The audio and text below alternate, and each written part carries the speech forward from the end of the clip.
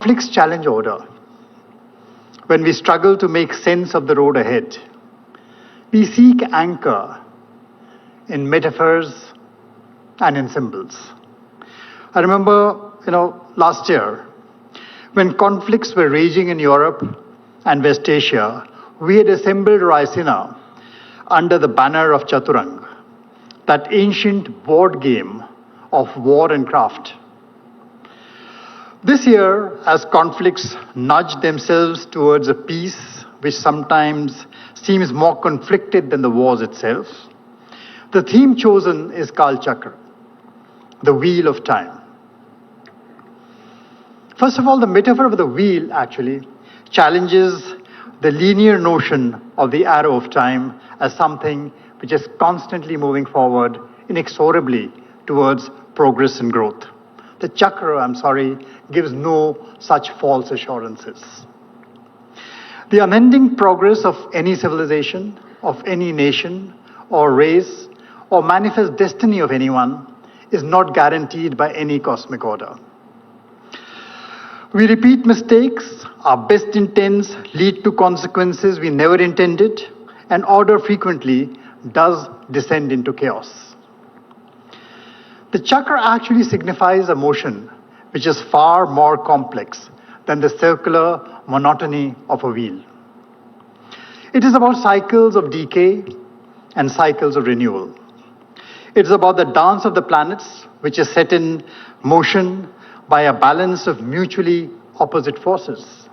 There's a centrifugal force that, left to itself, can cause the dance of the stars to unravel. They can just be flung out of course. And opposing it is a centripetal force always recentering things, pulling things towards the center. Should that centripetal force run riot, the system starts imploding, collapsing upon itself into a black hole which sucks up everything, mass, energy, to end in a dead world from which even light cannot escape.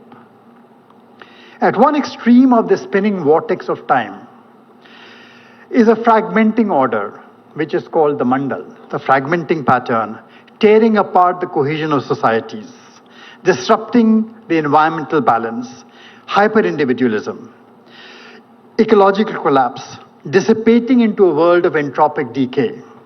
At the other end lies a collapsed mandal, the collapsed pattern, overly rigid, homogenized, a world of authoritarianism and ecological monocultures, where over-integration stifles innovation, and instead of change and evolution, even time freezes unmoving. So central to this whole idea of Kal Chakra, which is a theme of this conference, is the idea of impermanence. No state, thankfully, lasts forever, for each contains the seed of its opposite. That makes it not just a non-linear system, it also makes it a non-binary system. A non-binary system cannot be understood in very mechanistic, dualistic terms. It cannot be understood in terms of black and white. There's too much color in it. Because to do that is to lose nuance, to be unable to understand the nature of complexity and be defeated by complexity. So Vasudeva Kutumbakam, which our Prime Minister keeps on urging, is that ideal in the cosmic order, one that is offered as an all-encompassing guide for a world that is impermanent, interdependent, and infinitely interconnected. In truth, everything around us, is this dance of Kal, time, and Mandal, which is order. And that fundamentally challenges humans. Remember, in Buddhism, ultimately, this calibration between the two is not defined as a goal. It is defined as a practice. It is something which must be kept on constantly. It is not an endpoint. And to do that, it challenges conscious humans, thinking humans, to engage through thought.